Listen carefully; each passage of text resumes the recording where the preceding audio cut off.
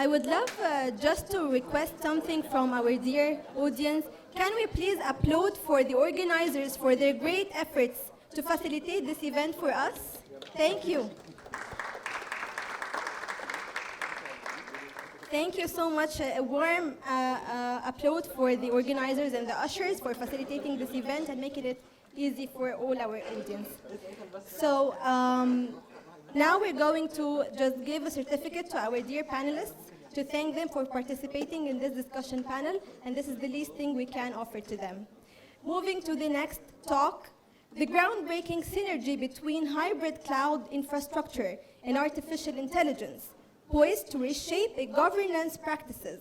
In a few minutes, we will uncover their role in streamlining processes, enhancing decision-making, and ultimately revolutionizing governance as we know it. In a very exciting talk under the title of Revolutionizing Governance, Harnessing Hybrid Cloud and AI for Transformative Change, with the Chief Information Officer at Cyshield, Mr. Mostafa Essa.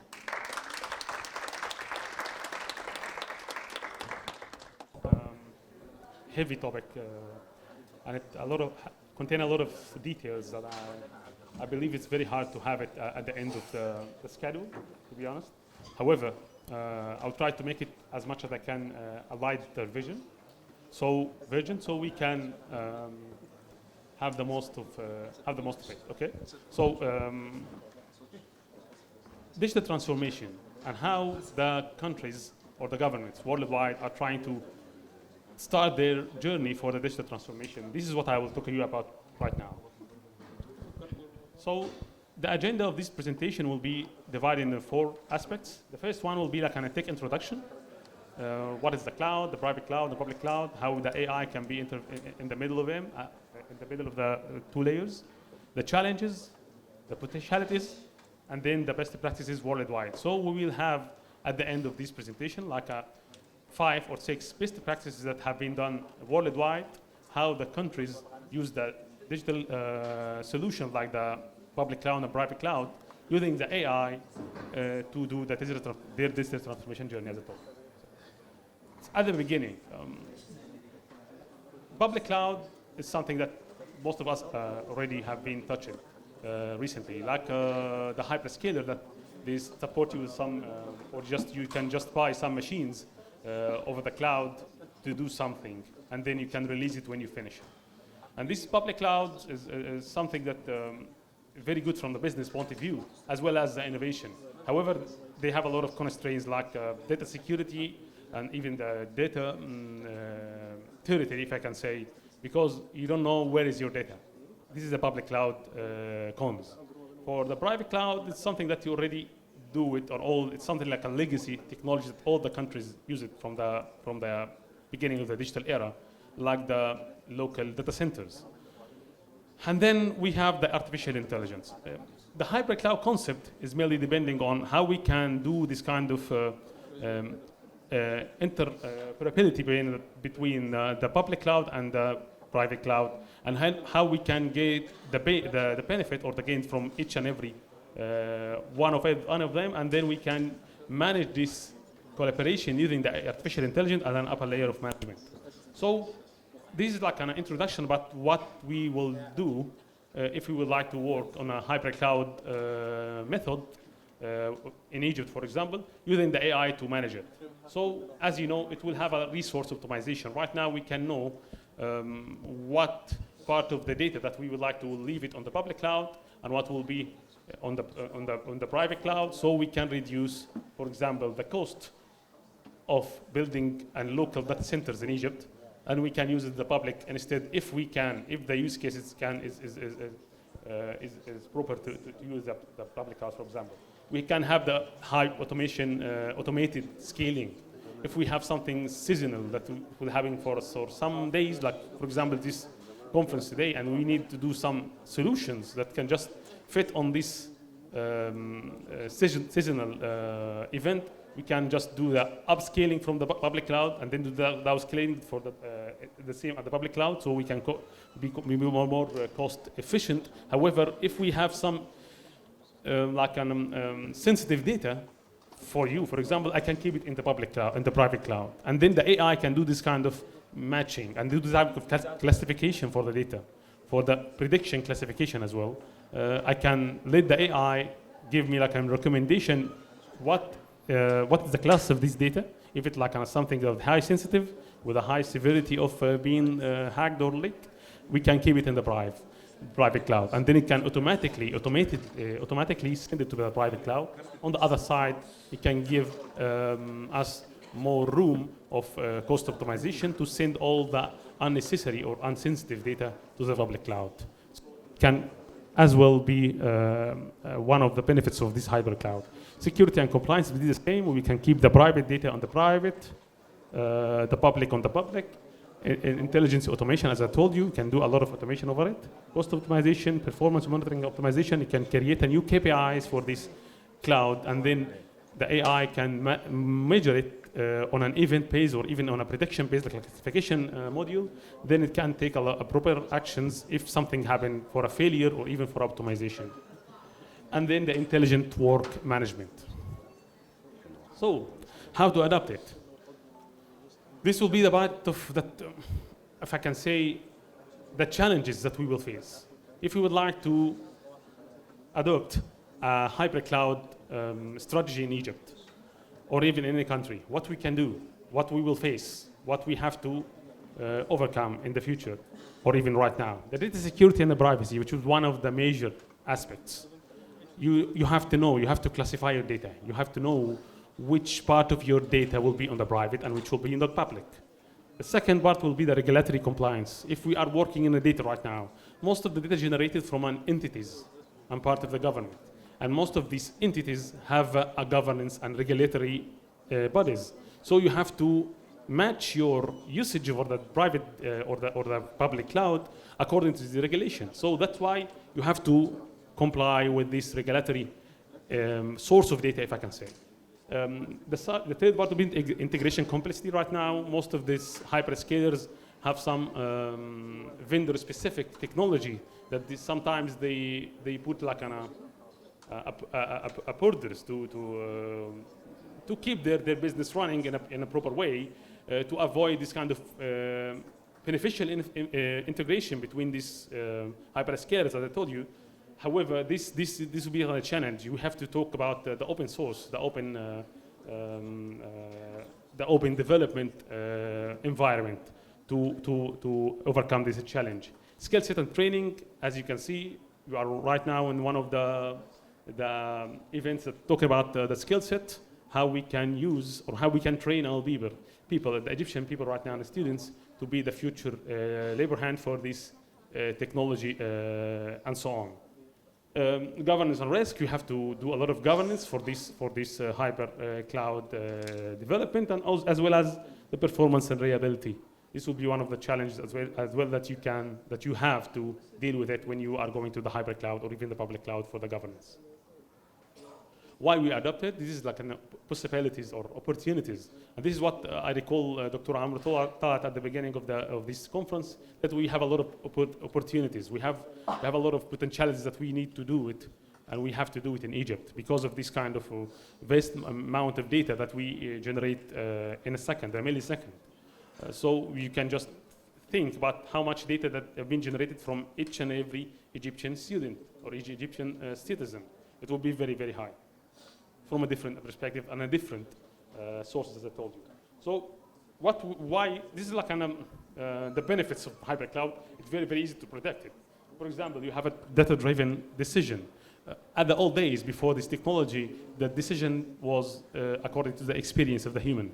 But right now, we have a lot of data. We have a lot of failures. We have a lot of success stories as well. So all this kind of generated data, we can put it, and then we can use the AI to generate a predicted model, for example, to give us a much accurate data decision model, for example, and so on. For me, I believe that the AI or the machine learning, to be honest, is only between two mathematical methods, the classification or even the regression. So this could be one of them for the decision maker, as I told you, at the classification or even at the regression for the prediction. The second part will be the innovation and technology. When you left what can I say, the hard work is like a heavy lifting work, like the DevOps and this kind of managing the infrastructure from the mind of the people. You can free their mind for innovation. So when you use the cloud technology, you just let the guys working to develop their ideas in a software or maybe in an AI module and so on. You just take all the heavy lifting activities from them and let it do by the cloud, if it's a private or even a public. The citizen engagement, and as a view, this is very, very good, because right now, if you see that your country provides you with a lot of services that touch your day-to-day work, your day-to-day activity, you will have much better or much relaxed mindset. That can be, you can even be a much better or much happier citizen, which is very good for the government side. Collaboration and interoperability, I think could be one of the things that we already missing worldwide, and I will give you some insight about what Egypt and what Cyshield as well doing in this aspect at the end of the presentation. Cost saving and efficiency, as I told you, it will be one of your benefit if you use the hybrid cloud at the company or even at the country and even a human. So, as I told you, I will take you right now on a small journey about what happened in 5 countries. I will start with Egypt right now, during their usage of hybrid cloud solution for doing the digital transformation journey for the government. And you can see, and you will notice that most of the countries right now, each and every country have a different perspective for the digital transformation. So you will see that, and you can notice the priority of each and every country. You will see, for example, Egypt. The one I will start right now will be, we are concentrating here, the government, on the citizen customer point of view or a citizen point of view.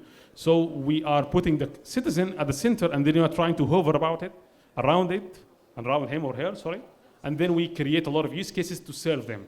Like, for example, Digital Egypt. Digital Egypt is one of the platforms that has been developed here in Egypt, and it's always, and there is a continuous development for it, to serve the citizens, whether all the digital or the government services through a digital portal.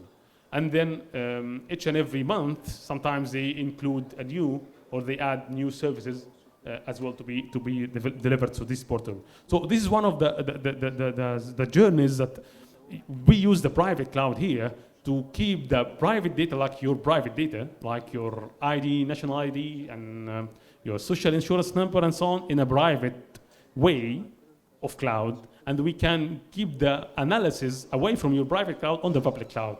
And we still in the development phase. However, this is a vision. Okay, so this is what can I say, that Egypt is concentrating about the citizen 360 view. On the other hand, you can check the United Kingdom. They are marching for the digital transition maybe from 5 or 6 years. I was working with them as well. And they have something very good at the 2019, they call it the cloud first policy. So if you have something, you should launch it at the government or any part of the government, the healthcare and so on. You have to check the cloud first. If it's applicable for the cloud, it's okay. If not, you can go it for the private cloud. And this right now have been even improved with a new addition, which is the One Government Cloud Strategy. That all the government and UK have to collect all their services in one cloud, which is very, very huge. And they will rely 100% on the hypercloud using the AIs I told you at the top of it.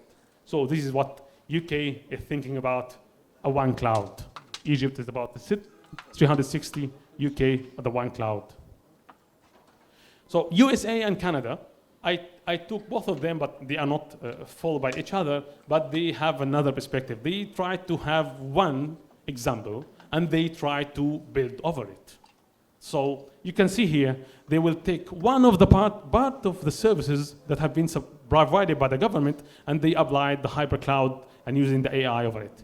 The veteran the services or the affairs in the US government or department, they used a healthcare model for their veterans, the other guys from the army, to support them with the healthcare services according with the same methodology, the private and the public, using the AI to do the classification, to do secure and privacy, and equality, for example, to keep everything equal, and so on. So they are using the AI to do the classification for the healthcare services that they apply to this department. And you can see Australia, for example, as well, they are concentrating on the privacy part. So they just put the privacy first. We will think about the privacy, and then we can check if we have something else at the end. And this could be a reflection of what they did, like on a data sharing and release version that they have been released, I believe, in 2019 or 2020, by doing this kind of legal version of data sharing for a privacy issues or privacy thing. So you would like to add it. If you would like to use the hybrid cloud, you have to think about the privacy first. And this could be a reflection again for their old work on the Human Rights Act that they have been issued in 1988, which is called the Privacy Act. You can consider this like an annex for it. So Australia is talking about the privacy first. The European Commission is one of the biggest union, if I can say, that was thinking about this kind of transparency. So you are using the AI right now. Why I should trust you or trust the AI that they're trained well to take the proper action or the proper activity or proper decision, as I told you. They created the GDPR. I know most of you are familiar with this terminology, which is concentrating about the privacy as well as the transparency of the machine learning and the AI module, for example, and even using the data in a general aspect. So the European Commission as well, or the ECU, the EU is thinking about the transparency. Canada, the same as the US. They took one sector of the government, and then they are applying the hyper cloud solution using the AI over it, which is here the supply chain. So they open a portal for the supply chain, all the sector players, so they can join this platform, which is called AI-powered supply chain innovation network, or a scale AI cluster. And they encourage most of the supply chain player in Canada to apply or to work on this platform and this portal, and then they can collaborate together to share the data, and then they can use the platform to have like an output of reports and even insights about how much they can gain from this data generated from themselves in the industry. So it's like a loop of development. And this is what the Canada did. So Canada is calling for the cooperation.